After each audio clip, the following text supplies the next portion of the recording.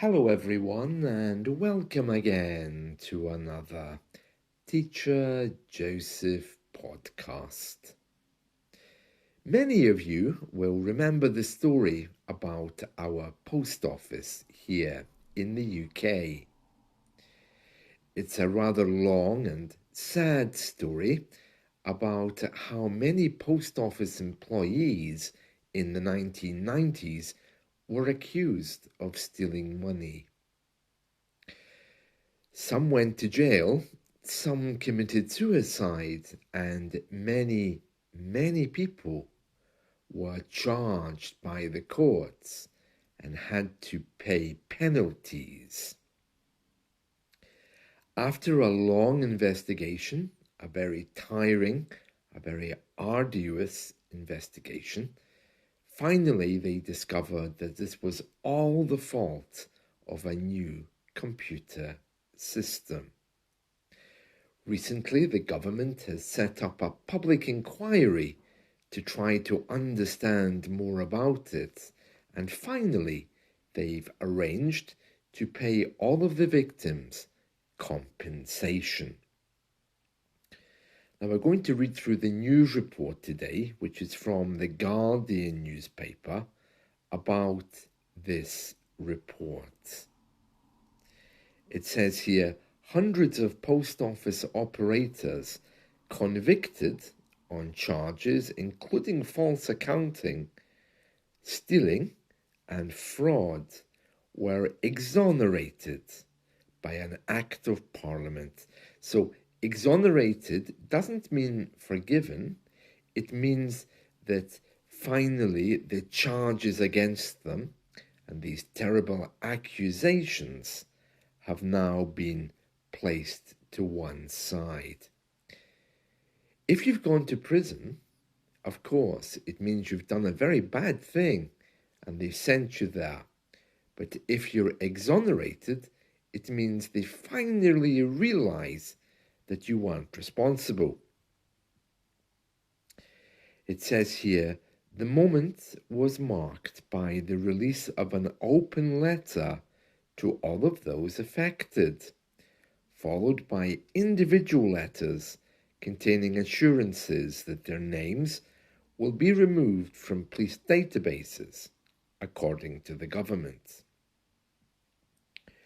Over 2 decades, people who worked for the post office, many of them were hounded for money, jailed, and even pushed to suicide by the actions of the post office.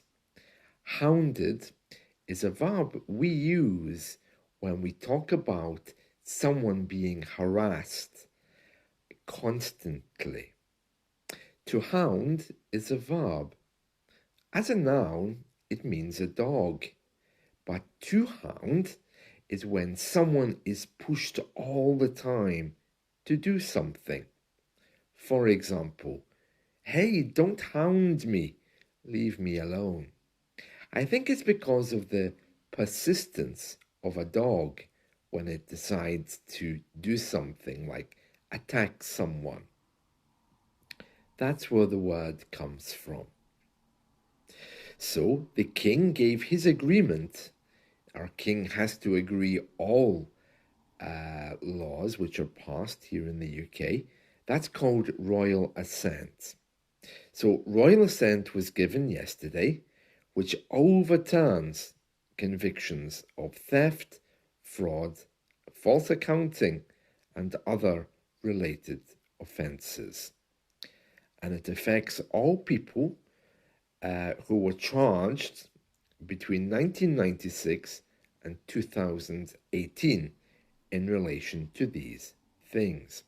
Now, I have to point out here that this new legislation, these new laws, only affect England.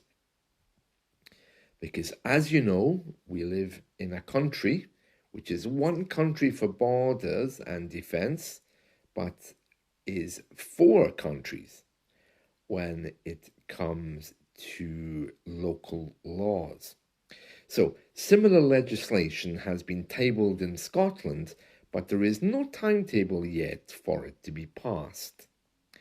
Those who have failed to get their convictions overturned at the Court of Appeal will not be covered. And that means that maybe some of these people are actually guilty. So that's something else that's being investigated. It says here, post office operators who have their convictions overturned can receive a fixed compensation payment of £600,000 or choose to have their case considered on an individual basis. Everyone who is eligible will receive an amount of £163,000 within the first 28 days of applying. And the government is also extending compensation to those who were never convicted or took part in legal action against the post office, making them eligible for a 75,000 redress.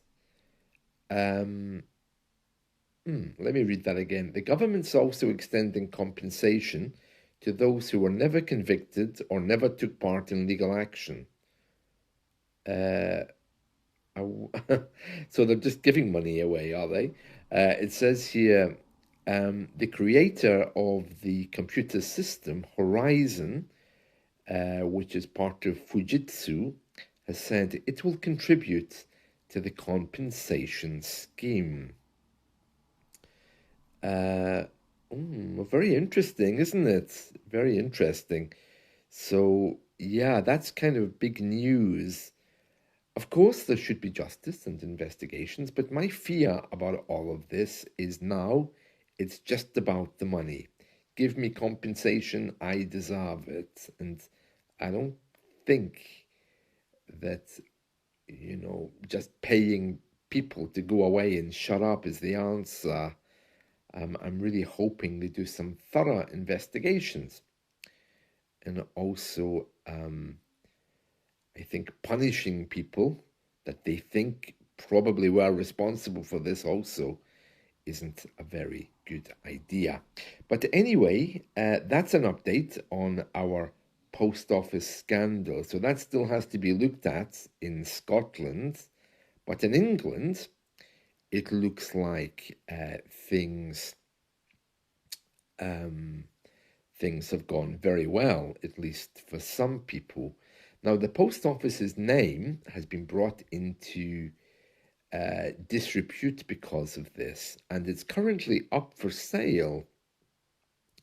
It looks like the Czech billionaire Daniel, I think it's Kretinsky, is looking to buy it, and he's already made an offer. And the people who look after the sale of these kinds of things from the governments are looking into it, and they're saying that they are concerned about it. So we don't know if that man will be allowed to actually buy the post office after all. It says here that if he does buy it, it will create a risk around the Royal Mail's finances. The warning came as the government department, Ofcom, announced that it had opened an investigation into the Royal Mail's owner because it failed to meet its annual delivery targets 2 years running. And it has penalised the company £5.6 million for failing to deliver mail on time. And this apparently would affect the finances of the company, and as a result could affect this sale. The Royal Mail said that they have enough money to last at least 12 months, but in the long term, the new owners would need to be able to cover their existing loans and give them fresh funding. And there's a big question mark over that. So, yeah, it looks like the post office is in serious trouble and it needs a buyer to help them out. So yeah, that's big news here in the UK. So I hope that you've learned something today, and I will see you again next time. I wish you all a wonderful day. See you. Bye.